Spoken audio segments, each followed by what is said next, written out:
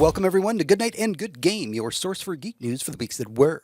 I'm your host, James, and with me, as always, is my wonderful co-host, Hector. Hello. And our fantastic producer, John. It's me. This week on the show, after the news, we're going to discuss what we would like to see in the Marvel Cinematic Universe after Secret Wars drops. And we may be able to answer the question, why does my cat keep drinking my iced tea? But before we start, don't forget that you can head over to goodnight.gg, where as a patron of our show, you can suggest topics for us to talk about. Also, as a patron, you can get access to our off-week episodes. We are now into Season 2 of our Tales from the Crypt Watch and Recap. It's only $1 to join our Patreon. And by the way, in a week from the airing of this show, Tales from the Crypt is about to drop on Shudder. So it's a great time to join the Patreon and join the watch-along. All right, with all that out of the way, it's time to get into the Weekly Raid. The Weekly Raid. All right, it's time for the Weekly Raid, your roundup of recent geek news. Kicking things off, let's start with some good news. So back in 2006, a little horror mockumentary called Behind the Mask, Rise of Leslie Vernon was released. It's one of my favorite horror movies of all time. So good. A documentary crew follows this up-and-coming slasher as he prepares for his first kills. It really quickly gathered a cult following because it had a Scream-like meta-commentary on the genre, and people have been kind of wondering for about 20 years if it's going to be getting a sequel. Well, recently, the sequel did get announced along with a Kickstarter, hoping to get everybody from the cast back, including Freddy himself, Robert Englund. And that Kickstarter, at time of recording, they asked for $20,000 for the Kickstarter. Okay. And when I did a check before, as I was doing these notes, it is over $150,000 strong. Yeah. Fuck yeah. And That's it's only exactly been out for what a week. I'm talking about. Good taste there on Kickstarter. Like, this is amazing. Yeah. People have been wanting this for ages. If you've never seen Behind the Mask, The Rise of Leslie Vernon, and you love horror, Oh, you please, owe it to yourself. you owe it to yourself to watch this, especially Yeah. if you're one of those people that's like, I love the original Scream because of all the meta commentary, everything in Behind the Mask. Because in the I'm not going to spoil anything, but in the Behind the Mask movie, it kind of assumes that all serial killers are in film are real. So like Right. Jason Voorhees exists and Freddy exists, and like people look up to them and idolize them and Right, want and to. you have your main character, Leslie Vernon, in their interviews with the camera, literally talking about like his idols and what they're able to accomplish and how cool it is and how he doesn't think he's quite ready for that yet. Yep. James showed me this one several years ago, during the young budding years of our friendship. And like, man, yeah, this movie fucking rules. Yeah, I love that it's getting a sequel. I love that Kickstarter's doing its thing, and yeah, I'm super excited to see when it comes out. Okay, so in unexpected news, and this is a name I never thought I'd say on this podcast, the Rambo series is getting a prequel movie starring David Harbour. Oh, thank God. So one of the more interesting facts about this announcement is that Jamari Headlander, who directed both the amazing Rare Exports and equally fantastic Sisu, is going to be directing this. So, Talk about these movies a little bit. oh my God. Isn't it just called Platoon? Is that? No. We're not going to be talking about Rambo here. We're going to talk about the movies. We're talking about... Sisu and Rare. John, All John, right. have you seen either Rare Exports or Sisu? I want to see Rare Exports. It's the Santa Claus one, right? Yes. Okay, I have not seen that, but I want to see that. It's so good. The other one I have not even heard of. Let's talk about Sisu. Okay, we saw Sisu in theaters. You showed it to me not in theaters. Oh, I saw it in theaters. No, maybe I did see it with you. No, we did. We went all together to see it. We did. We've been friends a long time. That was so long ago. We Yeah. are old. Yeah. But yeah, so both of these movies are... You know when certain countries will like kick off a renaissance and be like, man, all the French horror is really good right now, or all the Japanese action films are really good right now, or all the Thai kickboxing films are really good right now. Well, we live in an era where like the Scandinavia as a whole have just been cranking out these really amazing fucking films. And this director is responsible for two of my absolute favorites. Rare Exports is a movie about Santa Claus, but also Krampus, because of course and it's a bit of a spooker, a very, very funny for a lot of reasons. There's a lot of male nudity in this movie. Dark. Specifically old man dick. Yes. Like probably too much, but the too much is the point, and it's funny. Sisu is a movie about a guy during World War II who just wants to like dig for gold up in the frozen north of Northern Europe. And then there are Nazis. And you know what he fucking hates more than he loves gold? Nazis. Killing Nazis. You know what he loves more than he loves fucking gold? Killing Nazis. And man, does he fucking kill some Nazis. Like, there is a scene where he picks up a landmine and throws it at a Nazi's face. Like, wonderful fucking films, both of them. Can't recommend them enough. You will have a great movie night with either of these films. Both fucking watch them as a double feature. You will not be disappointed. Knowing that, I love David Harbour. I have for so long. In fact, we just watched Quantum of Solace last night, the second Daniel Craig James Bond film, and he was in that, and he was great. Yep. Love him in Stranger Things. Love him in all kinds of stuff. Loved him as Hellboy. Thunderbolts. Oh yeah, like he's wonderful in all of the stuff. And if he knows anything about the first Rambo movie, which I'm positive he does, he knows how this should go. And I'm talking about both the director and David Harbour. Like, there's Rambo 2 and Rambo 3, but then there's Rambo 1. And Rambo 1 is a fucking different vibe. And making this a prequel, like, this should be... This sounds like something I would come up with. Right? No, it's not going to be Platoon. It's going to be Rambo First Blood. But, like... Apocalypse Now? Is that what it's going to be? For that. So everybody knows, Sylvester Stallone is going to be executive producing it. Good, absolutely. Would want. He's an excellent director. He's a good script writer. He's also going to be executive producing it alongside Anthony and Joe Russo. Okay, yeah. So the good action is there, right? Yes. We get the excellent like military style action scenes they've been known for. Full Metal Jacket. That's what it's going to be. It's probably going to be a lot like Captain America: Winter Soldier, if I'm being honest. Yeah. This is the first time in my entire life on this earth where I have said, I think I kind of want to see a Rambo movie. Dude, I'm sure you've seen some of them. Any of them? Yeah, I've seen them. But okay. But I was like being around men growing up who loved war movies. So like it was just a thing that was on. Yeah, so Rambo 2 and 3 are fucking propaganda. Rambo 1 is an excellent film. It's about PTSD, isn't it? Yes, yeah. It's about a vet literally going home and being harassed by police because that was a thing that was happening at the time. And they push him too far and he just starts pushing back. And like that is, I know how cliche that sounds. This movie invented that. That sounds very relevant right now. But also crazy to learn, like when you watch the actual movie Rambo, he doesn't kill a single person. He mostly lets them take care of themselves. Yeah. Interesting. All right, so let's jump over from, let's talk about game to movie news, because this is pretty fascinating. Sony and From Software's legendary game Bloodborne is going to be getting an R-rated animated film. The YouTuber Jacksepticeye is set to produce it. He's somebody who's known for his Bloodborne videos. Lore master. Yeah, really big lore master of Bloodborne. And they're going to do a Bloodborne. And this is one of my favorite games of all time. And I'm like, yeah, I'm here for it. Yeah, I mean, I'm not mad about it, especially having recently seen the stuff of the set pictures from Elden Ring. Like it is all that does, like, because the two have nothing to do with each other except that they're both based on From Software games.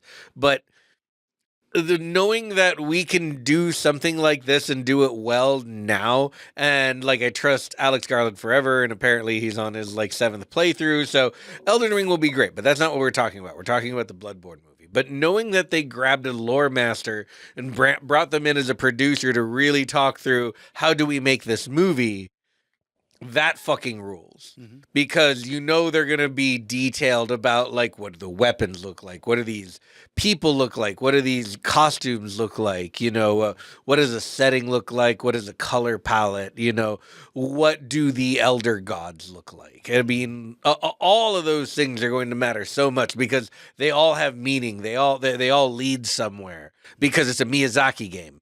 So hoping that we get that kind of detail into a Bloodborne movie seems at the very least possible. And I am scared to death of hyping things up too much these days, so I don't want to do that. But I feel like there is cause to hope. Caution, this movie may contain hope. Right. Which is a weird thing to say about Bloodborne. Yes, it is. A game with no hope. All right. Over in gaming news, the UK government has committed to over $35 million to support local game developers. So according to GameDeveloper.com, there are several tracks that you can sign up for as a game developer to qualify for some of this money. It's everything from supporting newly formed game companies to prototyping new games, or their biggest one is what they're calling an expansion track, which is available for basically getting games over the finish line. Okay. And also enabling studios to scale up, which is not a thing we talk about at all these days. Right? Christ. So, yeah, like straight up the UK government's just like, we want to support this art form and we want to take care of these upcoming developers.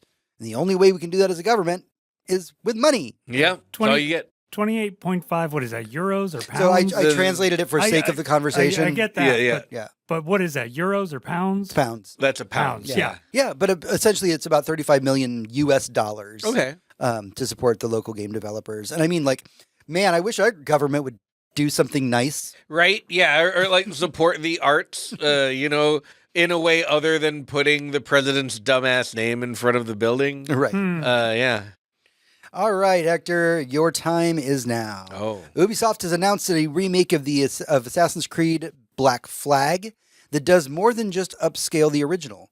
Ubisoft has committed to making fundamental changes to the gameplay to make it more enjoyable and give players more of the things that they loved within the game.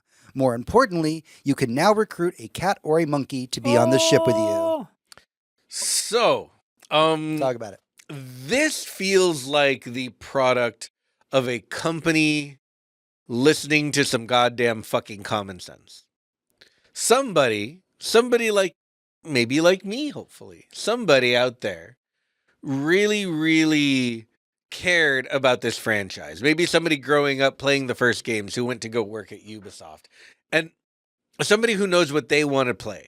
And when you boot up Black Flag right now, the old game, it might look a little bit dated, but that's not really a problem. The It's game an Xbox looks One title, I believe. Yeah. The game looks how you remember it. I remember there being some new NVIDIA technology about smoke at the time. Mm-hmm. And there were like that was cutting edge graphics at the time. It's like realistic smoke, right? So it looks a little bit dated, but the real problem was the gameplay, because the gameplay in an open world game that's this old, it's completely outmoded. The combat was simplistic to the point of putting you to sleep. The parkour has evolved greatly since then. Stealth has evolved greatly since then. We are no longer accepting the bullshit that we used to when it came to systems like these. Somebody that Ubisoft was listening to said this to them. So instead of just slapping a coat of paint on it, they said, well, how do we actually sell it to people? Because no one's going to buy a reskin. Well, you improve all of the systems, you upgrade it to modern UE engines so that you get like modern performance out of modern hardware. And, you know, add value to it. Add stuff that was maybe left on the cutting room floor. Add some, and I guarantee you, someone somewhere said if you add like more sea shanties, it'll be game of the year. Which And they are, right? And they're adding more sea shanties. Yeah. Because that's what everyone remembers. They remember their time on their ship. They remember sailing from island to island while their men sang of the tales of the sea. Is good fucking times. I love that game. You had me at cats and monkeys. Oh, yeah. And I am mid on most Assassin's Creed games. I grew up really, really liking them, but they became very samey and fell off horribly. And the one that I loved the most was Black Flag. So seeing this is like a dream come true. I really hope this is great, and it comes out very soon. It comes out in the middle of the summer when there are like no games being released, so that's excellent. Are you guys telling me it's going to be the first ever quadruple A remaster? No, God, no, that is nonsense. I'm saying it's a never- game made well, hopefully. I never got into the Assassin's Creed games. I understand why people like them. Like I've played a little bit of them, but they were just never for me. Black Flag, and every so often, this will happen in cycles. Every like 3 to 4 Assassin's Creed games, one of my friends will look at me and go, "No, this is the one that it's going to get you into it, dude." And the last one that was for me was Black Flag. And again, I played about 20 minutes of it and said, it's still an Assassin's Creed game. I still don't like it. However, the announcement of them making it a little bit more modern, making it a little more fun, allowing me to have a cat on my ship. Mm-hmm. That's a big bonus right there. Oh, I'm yeah. excited to have a cat on my ship. Yeah, I mean, everything that I didn't watch the presentation, but you did. Mm-hmm. And from what you were telling me, it sounded like Ubisoft really seems to be putting a lot of care into this remake. They're not just shucking out a quick remake to make more money. They're going all in. They made a special edition that comes with an Edward Kenway statue.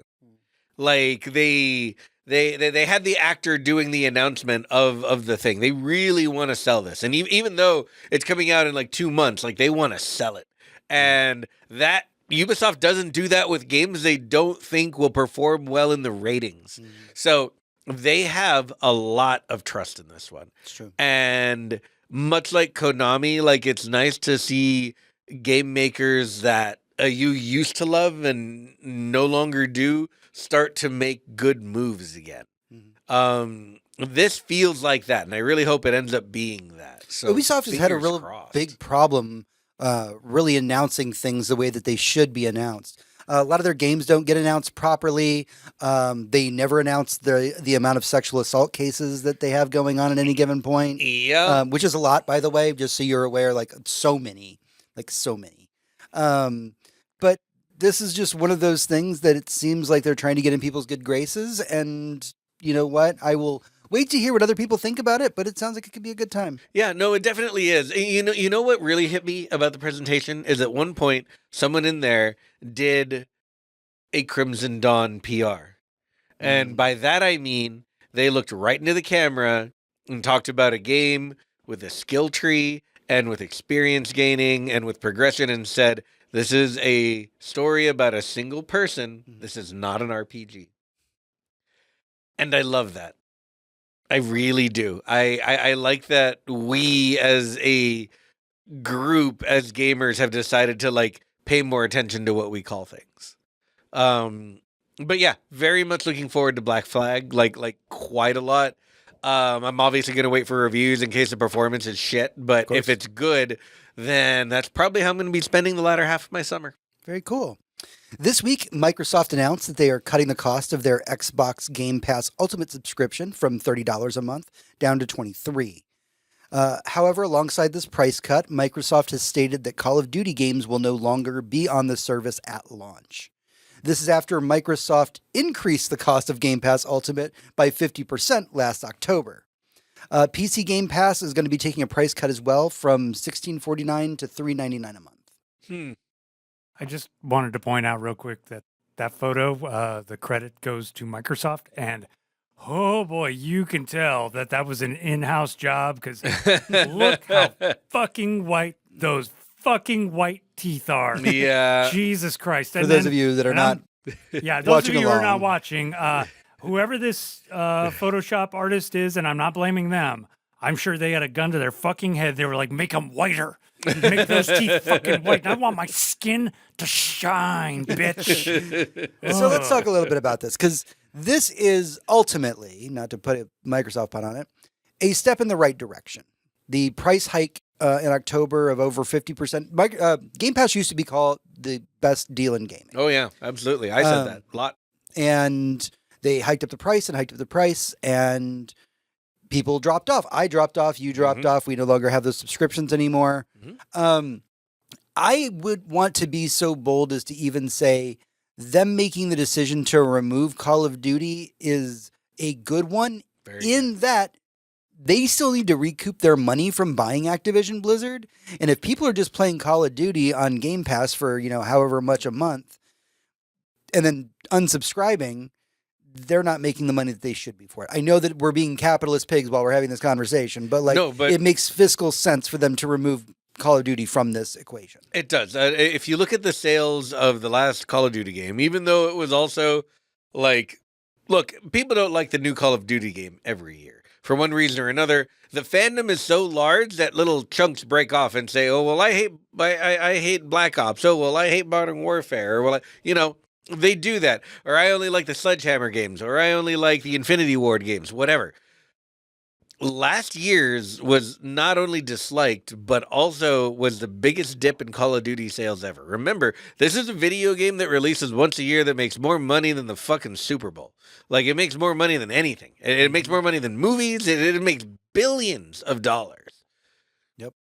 And the fact that sales dropped off that much because it was on Game Pass was they can't do it again. It's just an absolute no-go.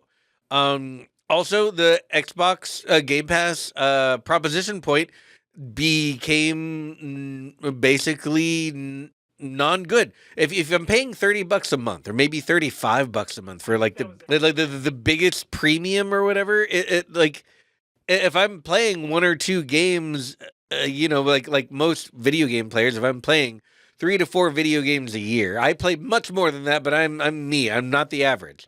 Certainly not the average Call of Duty player, but they play 1 or 2 or 3, maybe 4 video games a year. $30 a month doesn't make any sense because they're not getting on every day and checking out the new indies and, downloading the AA stuff and the AAA stuff they might not have tried. They're just not doing it because nobody has that kind of time.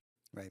So, yeah, the value proposition was just not there. I see both of these moves, the Call of Duty thing, the lowering the price of Game Pass, that's Microsoft literally being forced backwards. Mm-hmm. We recently heard a story that PepsiCo was accidentally just increasing the price of Doritos up and up and up and up, and suddenly the market fell out from under it and nobody bought them for weeks. And they immediately halved the price because they realized, oh, fuck, that wasn't it. This is exactly what Microsoft is doing. We might want to give them credit, but we're literally giving them credit for unhanging themselves after putting on their own noose. It is what it is, but it is definitely a step in the right direction, and it's nice that they're at least listening to the market. There was a little while before they did this where I thought Xbox was going to exit the video game industry. Or I thought Microsoft was going to just exit video games. Let's sell Xbox as a company to something else and just be done with it. Because it didn't seem like they were even trying. Yep, but they got their new head of Xbox, and she's in there kicking ass and taking names right now. And you know what? We were a few weeks ago, even when we were talking about her, we were like, she came from Microsoft's AI division. Right. And we're like, oh, well, this doesn't spell good things. And you know what? Those things don't have to be related to one another. That's true. And she's coming in and she's, kicking butt and taking names, and it's working. So we'll see what happens with Game Pass. I don't think it's the best value in gaming currently, but they are moving in the right direction. The best value in gaming is Vampire Survivors. Yes, absolutely. It's $2.99 and you will play it for hundreds of hours. I am playing it right now. And if you buy it, you get 10% off the next game that company releases forever because that's how they roll. Yep. Remember when you bought our last game? Here's our new game. It's 10% off. Thanks, bro. Wow. Which is just imagine. Insane. Yeah. Absolutely. Who would have thought? All right. So former head of Sony, Shuhei Yoshida, opened up about where he sees the future of gaming this week. He was talking to GameSpot. In that interview, he talked about how he thinks that the future of gaming lies in indie creators and not in the hands of AAA games. Yep. Some of the things that he talked about was how it's hard to tell who the creator of a AAA game is, with a couple of exceptions like Kojima or Miyazaki. And he went on to talk about how most AAA games honestly just ask too much of your time compared to indie titles. Also, big shout out. He said that somewhere in there that he dropped whatever AAA game that he was playing because he wanted to go play Neo 3. How dare he? Absolutely. And yeah, the all no lies detected, all ringing completely true. Video games cannot cost as much as they have been costing, and they cannot take as long as they have been taking to make and have a sustainable business model, especially with the way they keep laying people off. We don't have the manpower. We don't have the ability to support more and more AAA games. Just stop it. And when you start playing a AAA game, if you are not playing the game within an hour, fuck that. No, I'm right there with you. Recently, and I'll get more into this in the section at the end of the episode where we talk about what we've been doing. But I've been playing Pragmata. It's a wonderful game from Konami. Capcom. Yep. And it is. You could very cynically say that this is like all their other games. All their games are Resident Evil. You know, they all use the same engine. But she's some of so them, cute. Some of them are Devil May Cry with We a are sword. not going to get into that talk today. Some of them are Resident Evil with a gun, but it's all just man over shoulder, shoot slash. Sure, fine. Like they have a type. But I'm talking about a brand new IP that brought something new to shooting over a shoulder, which hasn't been done since, I don't know, the original release of Resident Evil 4.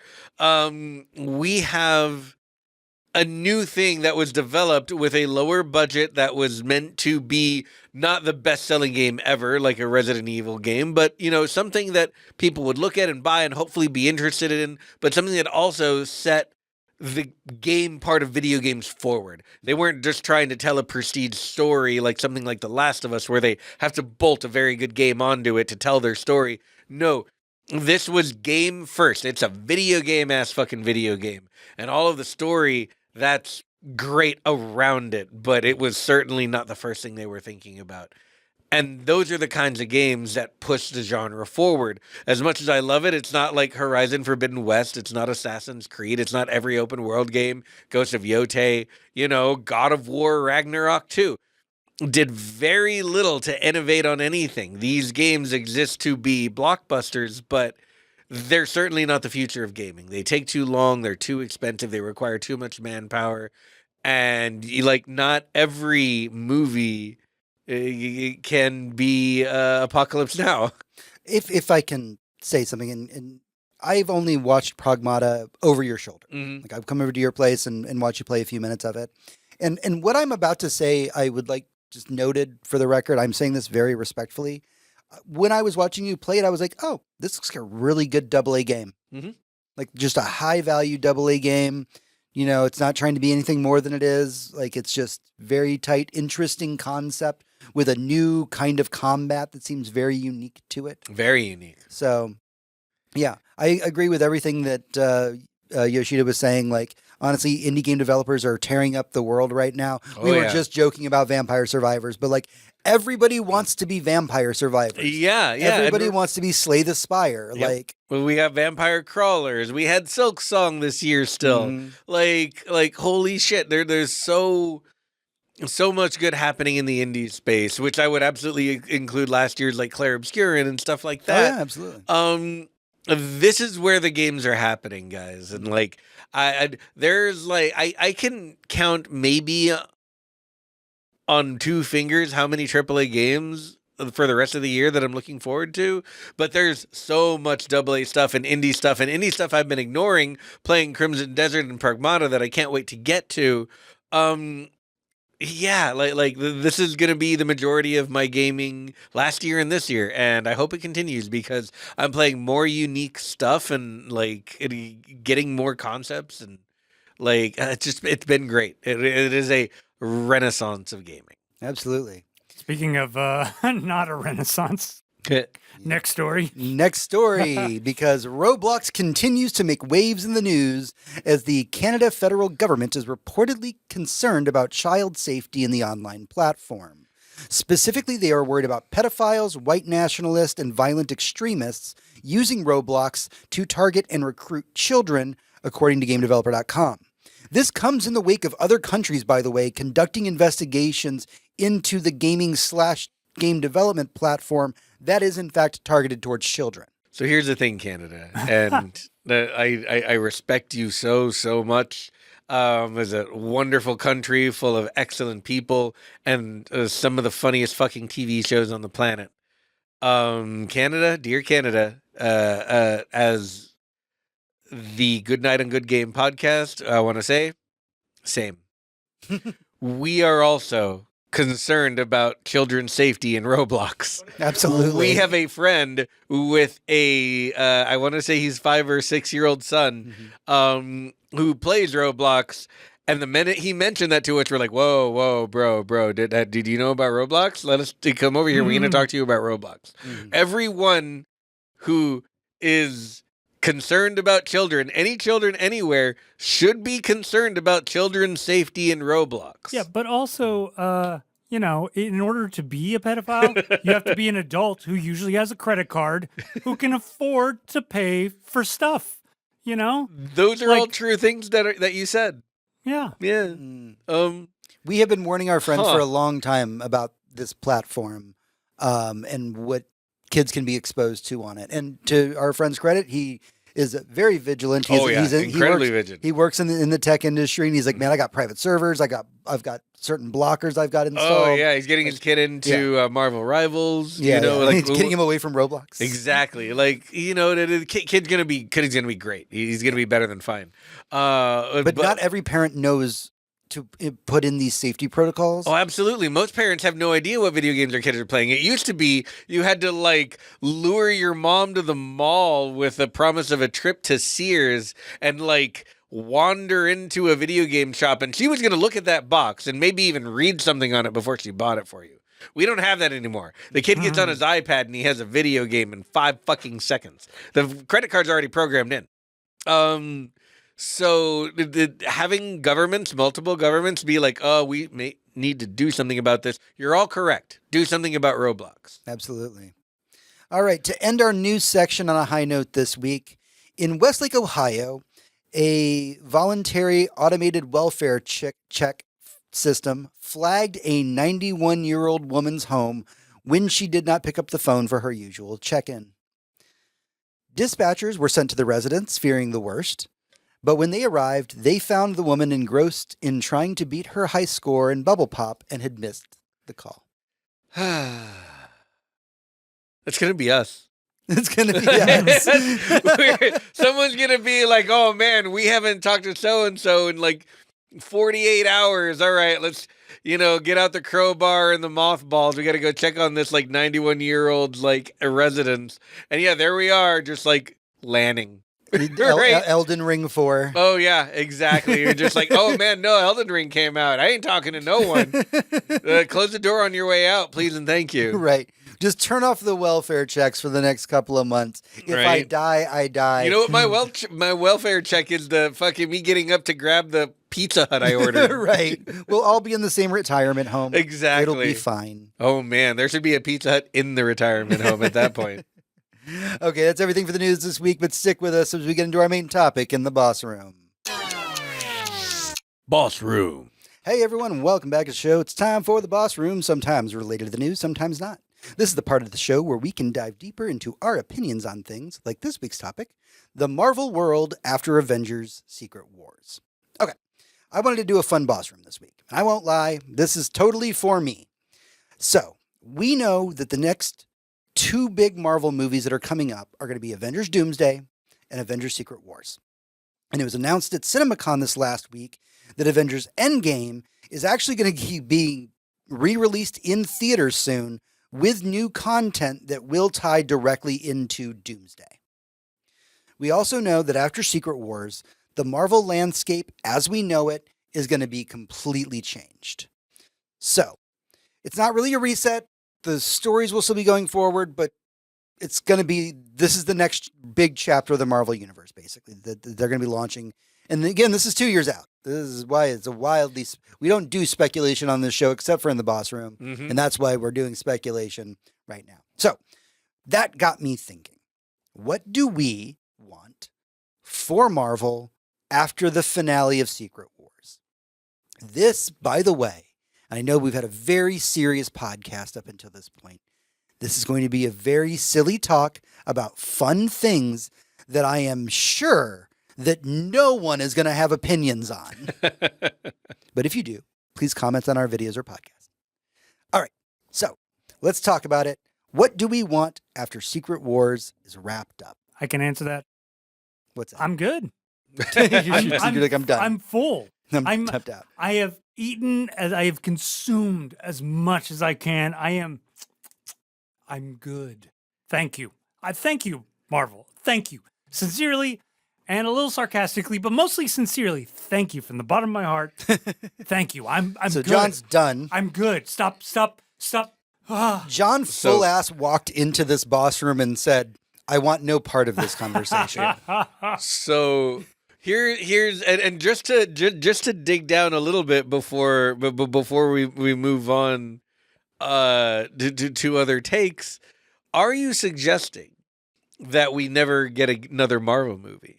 I think that's what he's suggesting. Is that what you're asking me? That's what I'm asking. Are you asking for a break? Are you asking for the entire dissolution of the M? Would you like Marvel Studios to like disband and just let Disney just be Disney now, and all we get are Star Wars movies from them? God. Well, that's another, like, maybe, I heard at one point there was some other comic books and even ideas that haven't been put in print, but like, apparently there's other concepts for stories, for narratives. I don't know. So I'm just spitballing here. You just gave me an excellent idea for what I would like. Oh, continue. Yeah. So hear me out. If we're going with John's idea, and just wiping it all clean. we are wiping it clean. The thing is we're gonna put more Iron Men and Americas in there, and we're gonna have an alternate Doomsday and some X-Men this time, and maybe some Spider Peoples, and but it's more Marvel stuff. Mhm. And if we're saying that that's what we don't want, hear me out. This sounds horrible right at the beginning, but it could be very cool. So I wonder if Image Comics is for sale.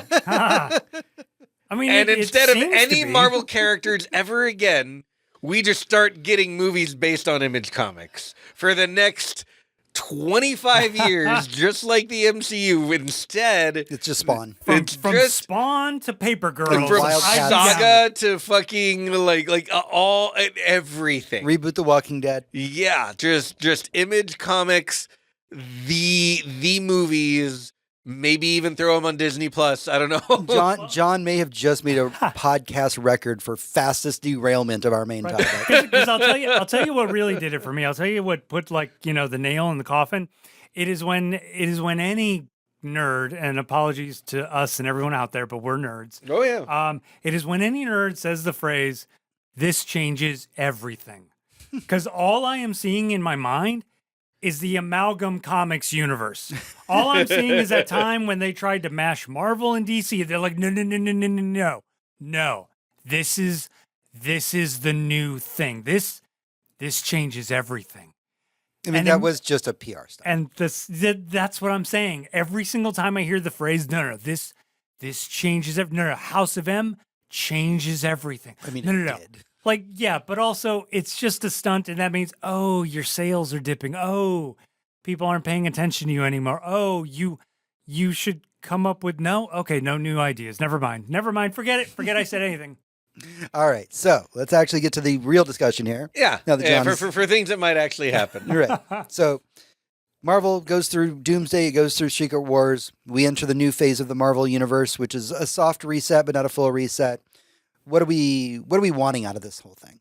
Well, so the thing that I would want to take advantage of going in and wanting to not only supply new stuff, the problem about new stuff with Marvel is that so much of our new stuff is the old stuff again, but different. And you really want to throw out new stuff, but we're going to get the old stuff, but different. We are going to, that is just an inevitability. So right after the Deadpool movies, we started getting a lot of different pools. We started getting a lot of different ghosts. We got crossovers that the normal movie-going audience might now have the education to really get behind.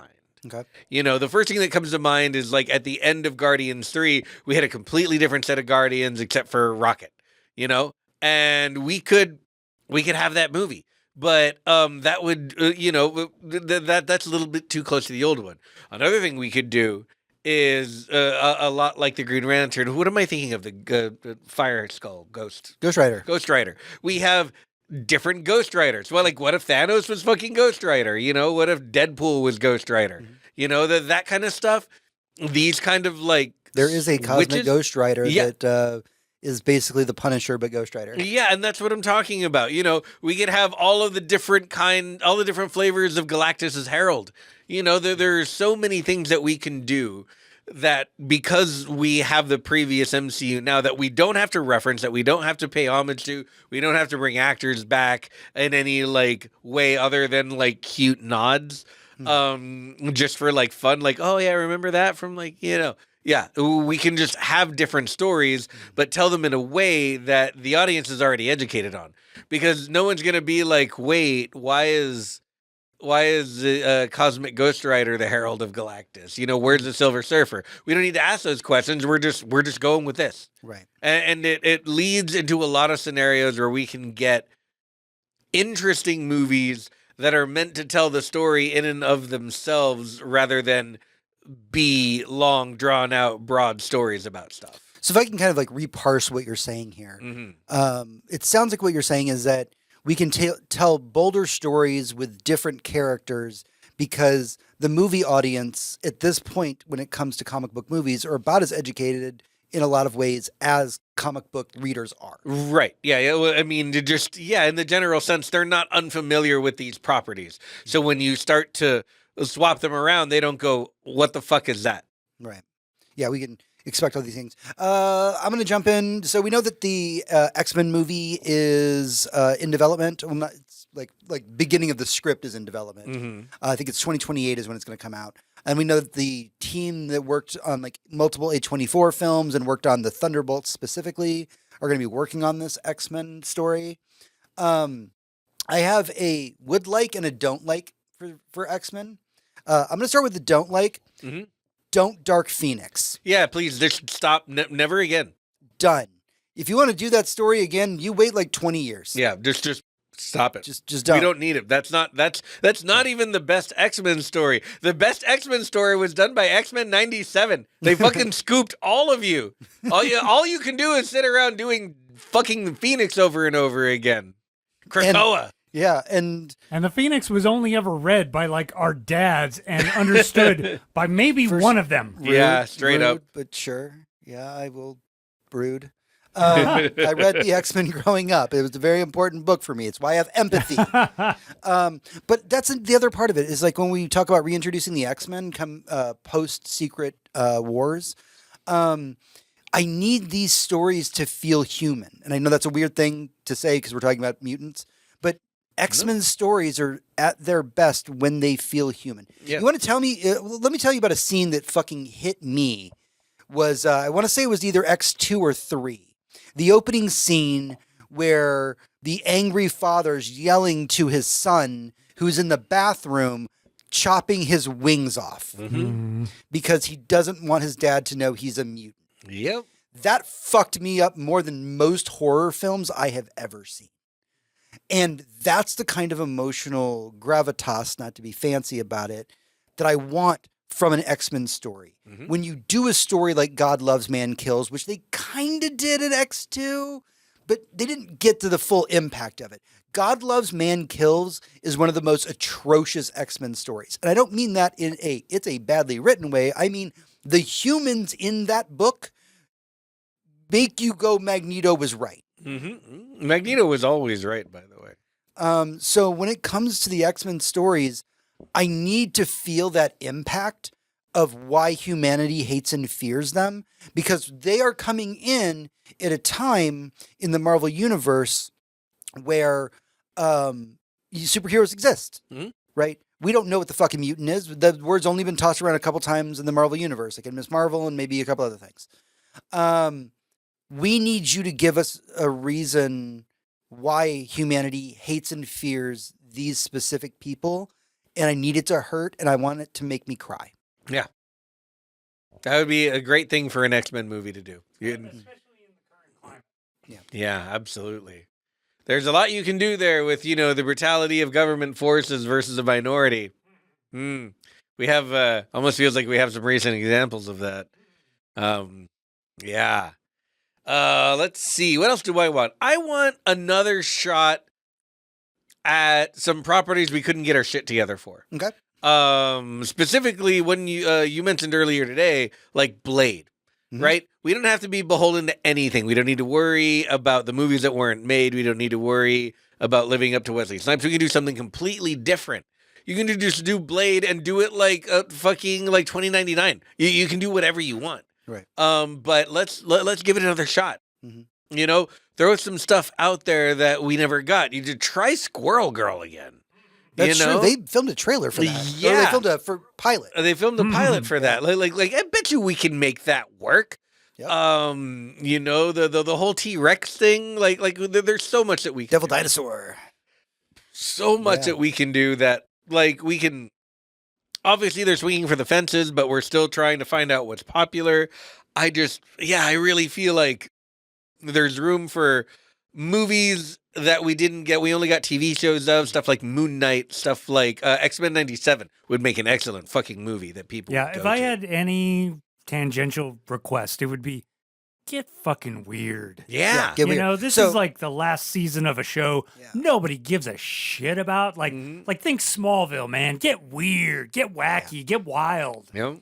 So Oscar Isaacs, who played Moon Knight, was recently interviewed, and he was saying that there's talks, but it's nothing more than talks right now, of them wanting to do a Marvel Midnight Suns film. So I'm going to talk about this. If you're not familiar with the Marvel Midnight Suns, boy, you're about to get some James lore. Marvel's Midnight Suns originally started as a comic book.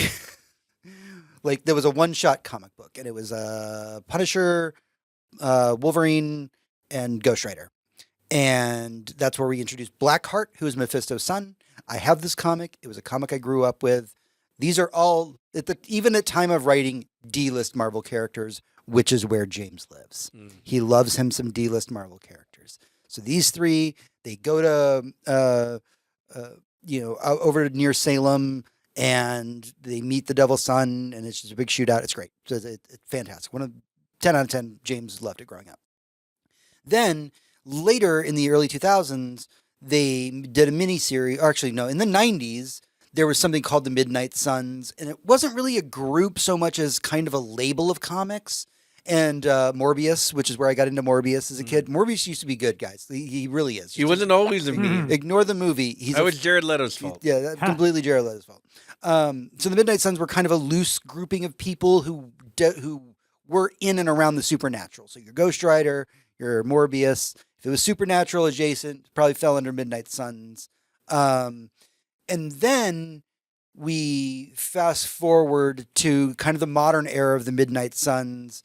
Because originally it was like Midnight Suns SONS. Now it's Midnight Sun SUNS. And we have things like the Midnight Suns video game. And again, the concept remains the same. It is people who are kind of D-list Marvel characters that all have a supernatural leaning of some kind. In modern eras, I think Wolverine's joined. But you have like Magic in there. Yeah, Magic's in there, and she's probably like a B-lister. Although her rank is really increasing lately. I would say she's probably nearly an A-lister. I mean, Anya Taylor-Joy did wonders for that for that comic character. And so did Marvel Rivals. Oh yeah. But the Midnight Suns specifically are people who fight against the supernatural part of Marvel. Typically using supernatural powers, unless you're Wolverine, and then you just punch them really hard. And I love the Midnight Suns, because of the level of, the heroes that are there. We get to see some of these one-off heroes like Magic, like Moon Knight, together in these groups. But also the supernatural side of Marvel. So, like, James is middle about the normal world of Marvel. Like, the normal world of Marvel, that's great. We do read, we do like. And then there's these two other elements of the Marvel universe that James really loves. One is the supernatural part of Marvel, which is really fun and not enough things go into. And the other is the cosmic. I grew up on the cosmic Marvel. So why I love Thanos so much growing up. And so the idea of doing Midnight Suns and really getting into the meat of the supernatural in Marvel is really fascinating to me, because if they would be so bold as to do it, I'm saying this. We just got a fantastic trailer that DC just dropped for DC's Clayface movie. Yeah. And James Gunn even stated, this movie, not a superhero movie. This movie is a horror movie. It is a body horror movie. That is what we are making. Yes, it takes place in the DC universe, but it is a body horror movie. And that's what I need them to do with anything related to the Midnight Suns. Right now, Marvel's Marvel problem is that everything feels like a superhero. And there's a reason why Werewolf by Night got us excited, because it didn't feel like a superhero show. It was a different genre. Even Wonder Man didn't feel like a superhero show, even though superheroes were in it. Well, that's why people were so excited when, Civil War came out. It was because we had gotten, Avengers 2, and we were getting a big movie again. But instead of feeling like Avengers, it felt more like Winter Soldier. It felt like an espionage movie. It felt like a spy movie, and getting those genres in there are really how you make this thing last, is knowing the tone of the character and adapting the movie to match, instead of having every movie literally begin and end the exact same way, which y'all were doing for a fucking minute. Yeah.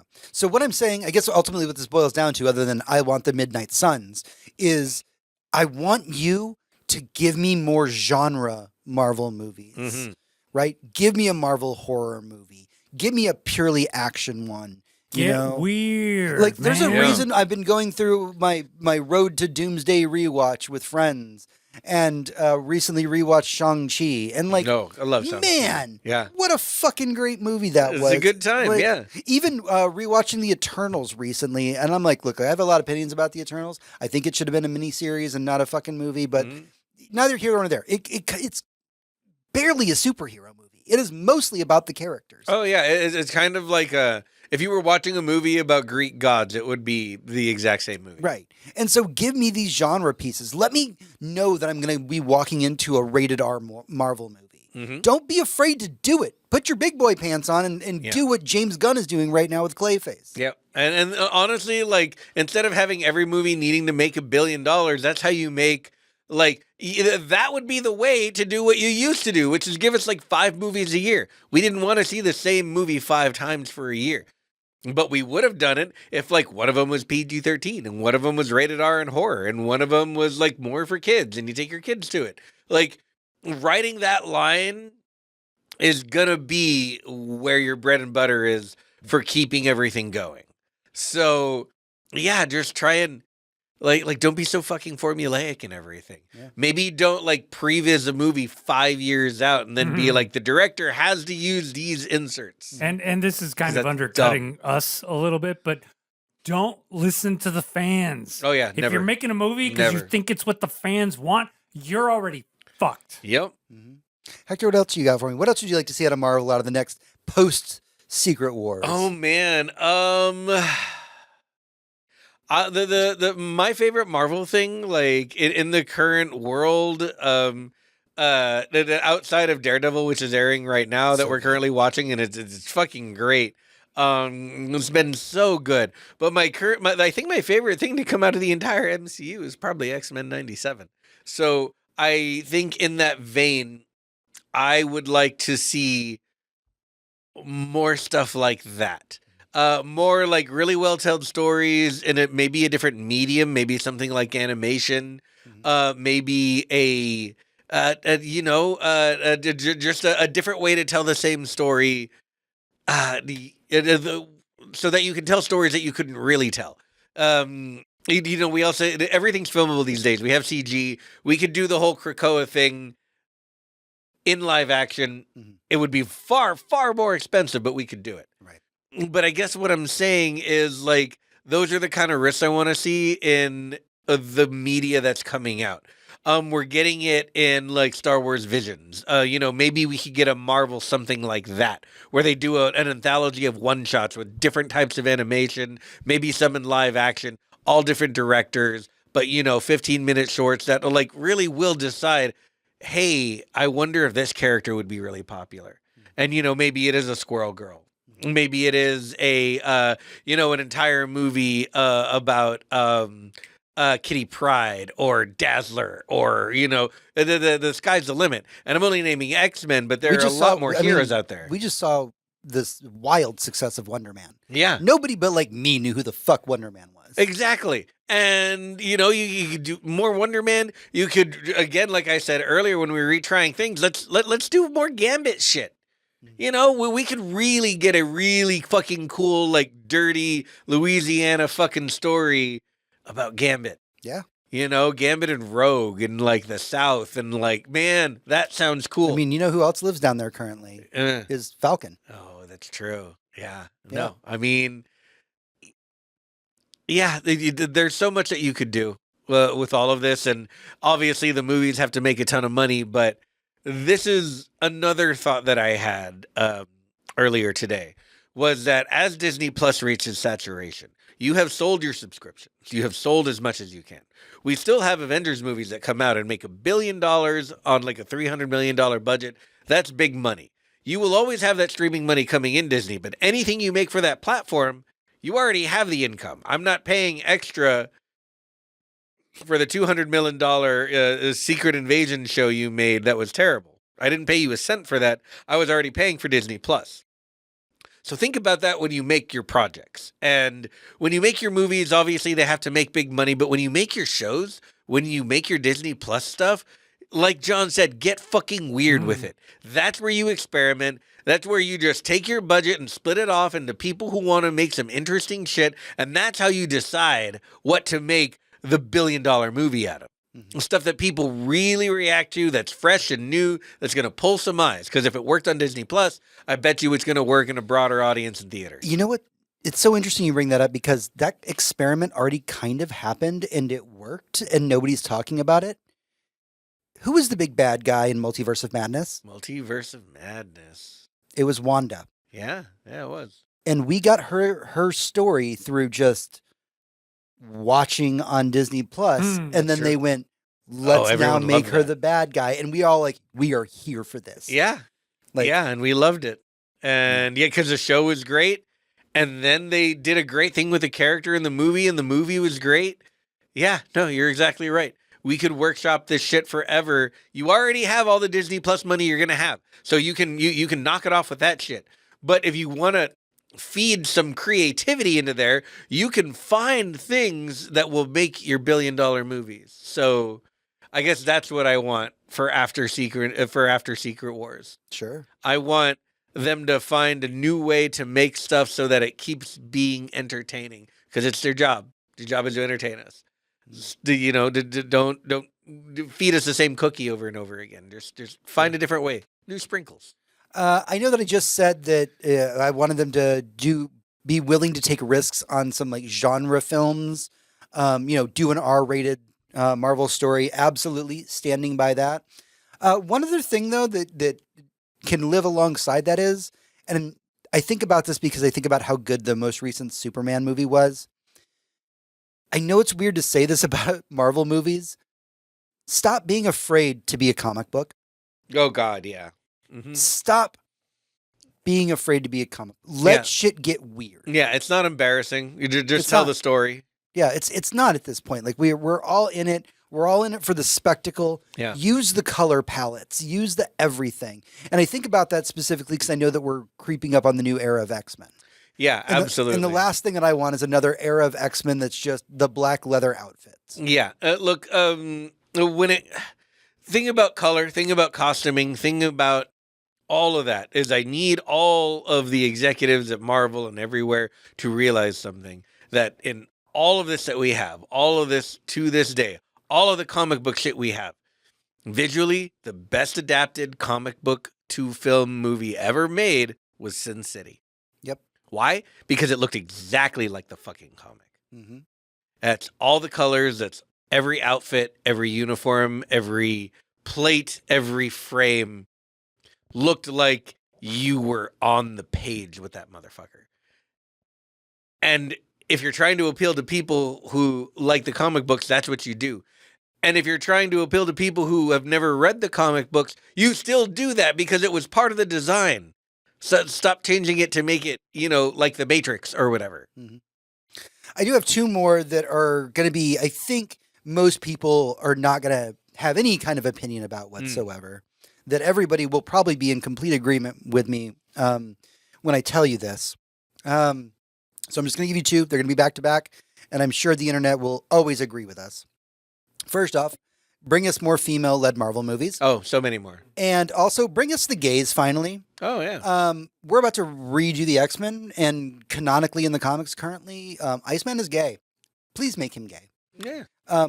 Bring us more of this. I need some more representation in my Marvel movies, and I'm a straight white dude. Yeah. Because let me tell you.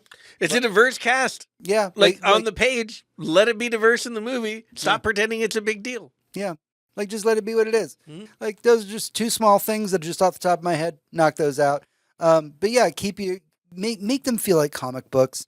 Don't be afraid to do the weird shit. Mm-hmm. Like, I mean, I will admit, when Thanos was originally announced, it was a big deal for me because that was my favorite comic series growing up, was the Infinity Gauntlet.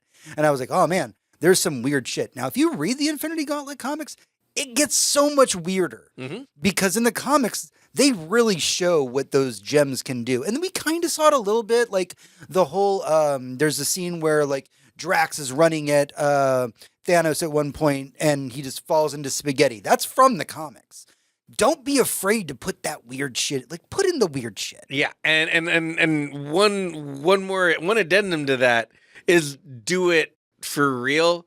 Don't halfway do it. One of the most disappointing things I've ever seen in a Marvel movie is what they did to fucking MODOK. Oh yeah, MODOK is such a cool goddamn character and funny and interesting in every single way, and they made him a joke about that first Ant-Man movie. Yeah. And made the character basically nothing because they thought, oh, someone will recognize that this is supposed to be MODOK, even though it's not fucking MODOK. Yeah. You know what I want? I want a fucking MODOK movie. Or at least a MODOK show. Throw him in there. You know, it would be cool. I think for the post Secret Wars, one of the things I wanted to bring up is we're getting close to the end of this, so I think we're expending most of our ideas. But I think if Wonder Man's proved anything, it's that the Marvel Spotlight banner really works. Oh, yeah. It's something that we enjoyed. The Marvel Spotlight banner, if you're not familiar with it, was supposed to be a thing that's kind of a one-off thing. We're getting a Punisher at the end of May that's it's a one-shot.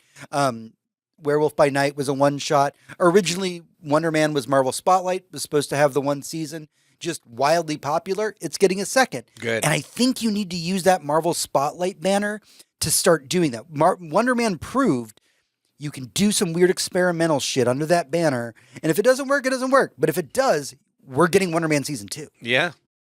So any final thoughts? Anything that you really want before we wrap this section up? No, I mean, it's just like, it's hope for the future, right? Like, we're coming in on a reset. And right now, the best I can hope, like I can wrap my brain around, is like I just hope that they stick the landing. They've did it once, and it felt impossible when they did it. If they could do it again after what was, to be fair, a middling run-up of movies, I will be very, very happy. And after that, I mean, yeah, I think the tone of the night is get weird with it. Yeah, absolutely. Like, surprise me. Absolutely. Or just start adapting Image comics. Yes. All right, that's it for the Boss Room, but stick with us as we get into what we've been up to in the epilogue. Epilogue. All right, it's time to dive into what we've been up to this week and weeks, what we've been playing, what we've been watching, what has been occupying our free time, and what has been making us happy. John, why don't we start with you? I have been getting dumb. Because normally, when I read, and I'm specifically talking about reading at night, you know, in bed with the missus, and usually I'm reading... this is not a euphemism. You are actually reading something. I am reading. Usually I'm reading a novel or a sophisticated graphic novel. Lately, I have been switching back and forth between, I'm not even kidding, Futurama comic books Nice. and the Tick comic books. Yeah. Now, Interesting. for those of you who don't know me, I am a longtime Tick TV show, both the cartoon and the live action, and both live actions. And I love both live action versions for very different reasons. And I had never read the comic book, which is where it all started. You know, it was like a black and white, almost Teenage Mutant Ninja Turtle style comic book. And I had never read it. And it was always kind of on the back burner. Like I've literally had them on my tablet for years. And so I finally started reading them. And one thing, first of all, they're great. They are hilarious. And the live action versions of those capture it very nicely. Because there are entire issues where it is literally them doing the Seinfeld thing on a road trip for like 2.5 issues. And then there's big, obnoxious action pieces, whatever. The thing that shocked me, though, is that I did not expect the most impressive thing about it to be the artwork. Like, it is stunning artwork. Oh, like, it is. from page to page, which is why as you're reading the comic, you get like these little notes and introductions saying, hey, sorry, fans, it took us like a year and a half to get this one out because Ben Edlum or whatever is such a perfectionist, and he's also busy working on TV or whatever. And you can tell that a lot of love and a lot of perfectionism went into every single page. And so it's been really impressive. And on the, generically dumb side, I've been reading a lot of Futurama. This sounds silly, I finished all the Bartman comics. Nice. Wow. And there's only like 10 of them. And they're hilarious and they're cute and they're well written. So that's what I've been up to on the reading side. Now, on the watching side, this is actually where I'm going to segue it to you, James, because I introduced you to something recently. Oh, God. And we find, go ahead and take it from here. Oh, I don't remember. Is it Red Letter Media that did Yes. this? Right. So Red Letter Media. It's the reason they exist, basically. I'm sure the internet is familiar with this. Apparently, of all the weird internet shit that I've watched over the years, I never saw this. There's this hour-long Red Letter Media review of Episode 1, The Phantom Menace. Mhm. And it is the most quote-unquote edgy. It's very of its era, but it's also kind of making fun of its era, of the kind of criticism that it's taking. It's like you're watching the most obnoxious fanboy talk about Episode 1, and it's Criminally psychotic fanboy. criminally psychotic. And the beauty of it is like there's really weird shots of it where like he'll be talking to you and he's like, my kids, they don't even care about the Star Wars Episode 1 toys. They keep leaving them in the basement. Here, let me show you. And he goes down to his basement and there's a girl like chained to the wall.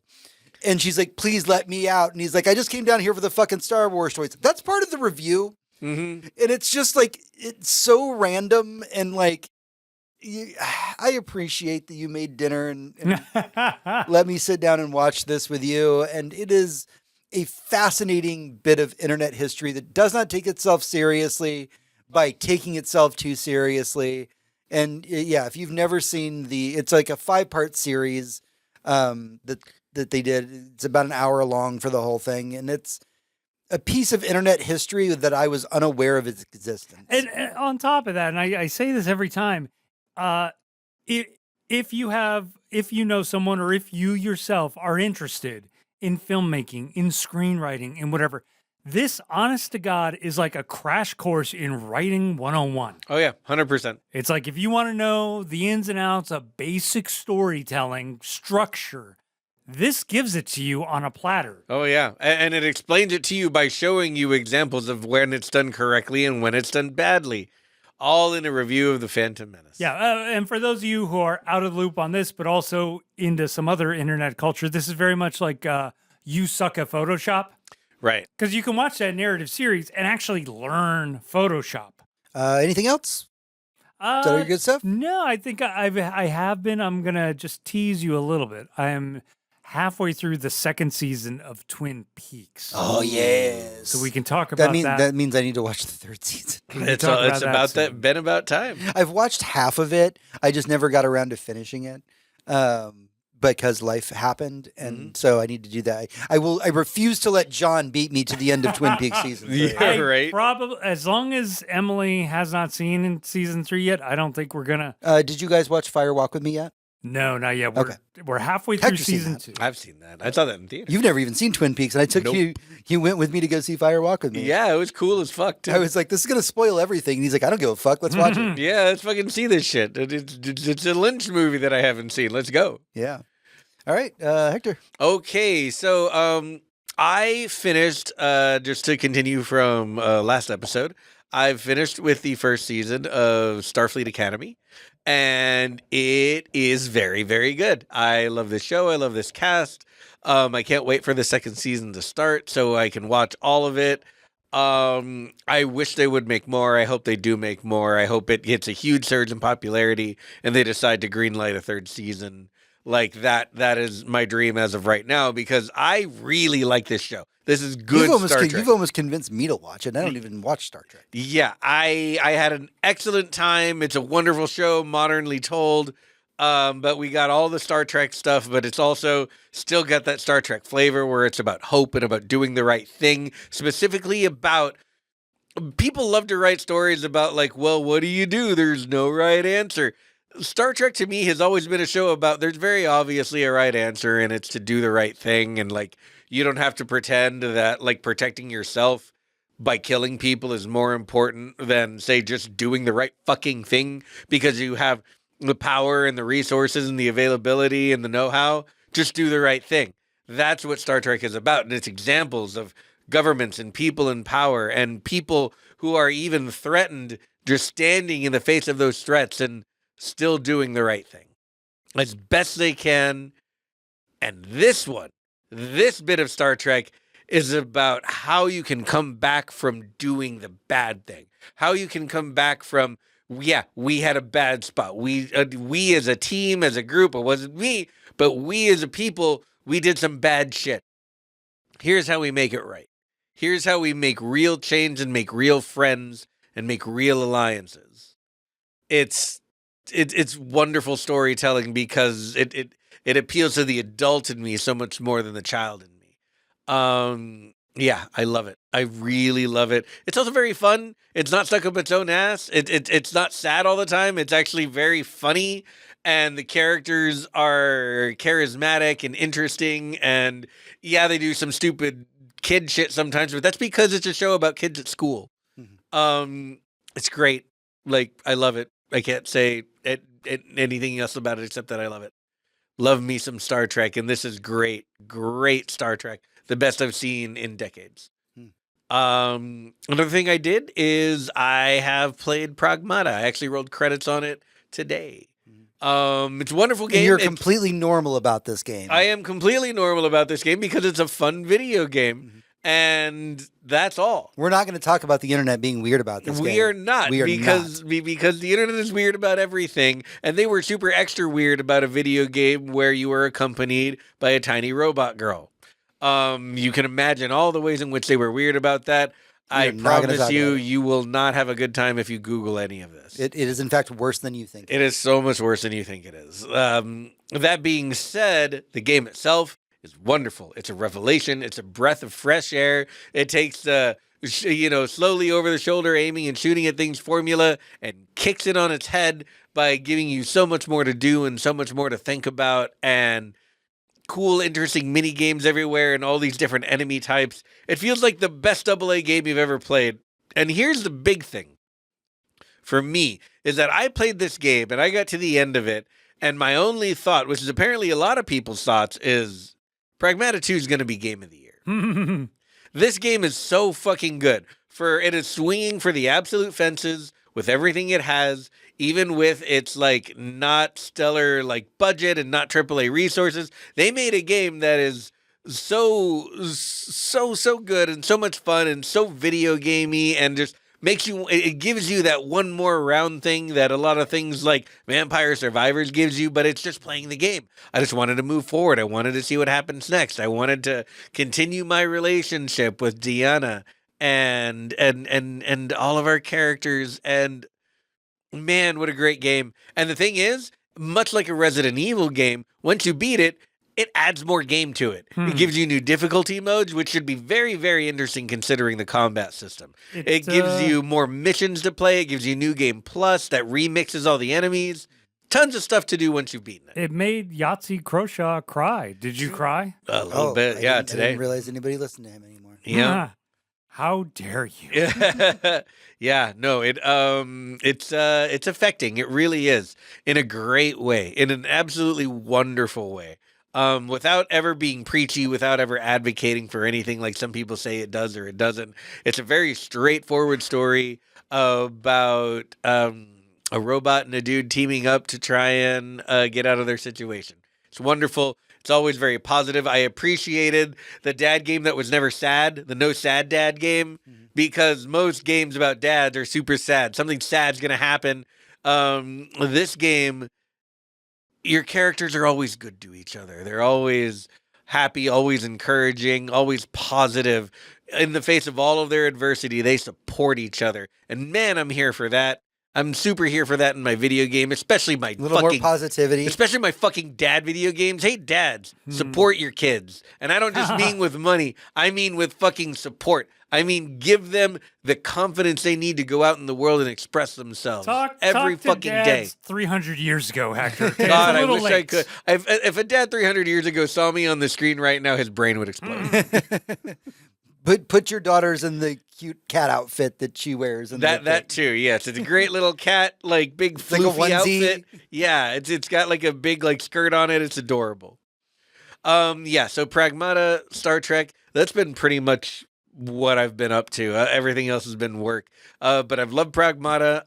I am stalled on Crimson Desert. I am only about 120 hours in. I have at least another 100 hours to go, so I'm pacing myself. Yep. So that's where I'm at with that. But I might finish it. I might finish up a Metroidvania first, Blasphemous 2, then get back into Crimson Desert.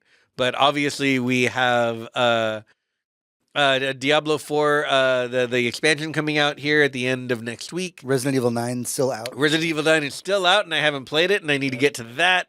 And we have Black Flag remastered at the end of July. So it's going to be a good summer. Yeah. Over on my side of things, nothing too exciting. Like you said earlier, we watched Skyfall. Is the one that we watched last night? Or no? Quantum of Solace. Quantum of Solace. As they've been taking me through the adventure of these are James Bond movies. Daniel Craig, my favorite James Bond. Oh, yeah. Most of them I do not care for. I do find most of them pretty skeezy. But Daniel Craig, very good Bond. Yeah, very much like him and his story. I'm sure that the Skyfall will be fantastic. Oh, I can't wait. Skyfall's my favorite movie. Bond movie. And then yeah. I get temporary control of movies for our friends group in May. And because it's my birthday. And so it's going to be halfway to Halloween. And I'm going to pick a different horror movie for everybody that's in the watch group. Nice. And so they're all going to be themed. So we've got one friend who loves animals. We're going to do the Good Boy, the Golden Retriever dog horror, filmed from the dog's perspective horror movie. I haven't quite. I've got a few that I've got picked out for you, Hector. I got to narrowing it down. But yeah, May's going to be fun when I have control of the movies. So that'll be fun. What else have I been up to? Been playing a lot of Vampire Survivors. As I've been doing job searching, I've needed something low energy. And Vampire Survivors is just one of those things I can go to and I can play for hours on end and kind of tune out and not focus on while I'm between shifting through 5 million job applications. I finished DMC Devil May Cry. Yeah. I don't remember if I mentioned that last podcast or not, but underrated. Yeah, it's a good one. People were really gross about that game for dumb reasons, and it's fun. It's not it's not as smooth as a normal Devil May Cry game, but I had a good time with it. And honestly, it's about as campy as any given Devil May Cry game. It was not as campy as the last Devil May Cry game. It was because instead of looking like a douchebag from the 80s, it looked like a douchebag we went to high school with. Right. But it was the same douchebag. Yeah. So I'm Exact like, same dude. I'm like, what are you complaining about? Yeah. But Yeah, but what I had mentioned to everybody was like, if you had just removed the name Devil May Cry from this and put a Suda 51 game in the titles, people would be praising this as the second coming of Christ and been like, oh, we need 5 different remasters of it. Yeah, we don't care that it opens up with a strip club scene. Yeah. You know, but it's fine. Or that you fight an actual like fetus coming out of a vagina as the Right. boss at one point. Right. Yeah. So yeah, it was a lot of fun. Had a good time. I've been chipping away at my theme for the year. So listeners of the show know that my theme for the year is games that I said that I was never going to play. The most recent pick was Castlevania Circle of the Moon on GBA. That is one of those games that I never owned a copy of it. I played a little bit of it when I was younger on a friend's cartridge, but it didn't quite click with me. It was too old school, but tried to put too many new elements, and I didn't quite grok with the DSS system. But again, I didn't own a copy of it, so I kind of always had that throwaway impression of it's the worst of the modern handheld titles. Right. But I went back. We have it on our Steam Friends family list, and I went and played it, and I really spent time with it. And the plot's fine. It's the first GBA game that they put out. Obviously, the one that comes after that, Aria Sorrow, is much better. But you know what? No, the Circle of the Moon, pretty good. It has a decent difficulty to it. The DSS dual card system where you match two cards up to create powers with it. Very fascinating. Was never done again. Yeah, and it was honestly, as somebody who prides himself on playing and beating every Castlevania game, even I was surprised that I was like, fuck that game. But then I went back and I played it and I was like, no, it is me who should be fucked for hating that game. Because it's a lot of fun. It is difficult in points and absurdly difficult at points. But also the DSS system, when you learn how to manipulate those cards, like you can break the game, and it's meant to be that way. So very, very cool. And that's all I've been up to. So that's everything we have for the show this week, honestly. Don't forget that you can head over to goodnight.gg to become a patron of our show. You can head over to facebook.com/GNGGcast where you can chat with us, as well as at GNGGcast on Twitter, and goodnight.gg on Blue Sky to talk to me directly. Special thanks to Abby, who sponsored this particular episode. Thank you, Abby. Paid for our food and booze, and we appreciate that. So much. But yeah, so until next time, for Hector, this is James. For James, this is Hector. For you, this is me. Everyone, good night. And good game.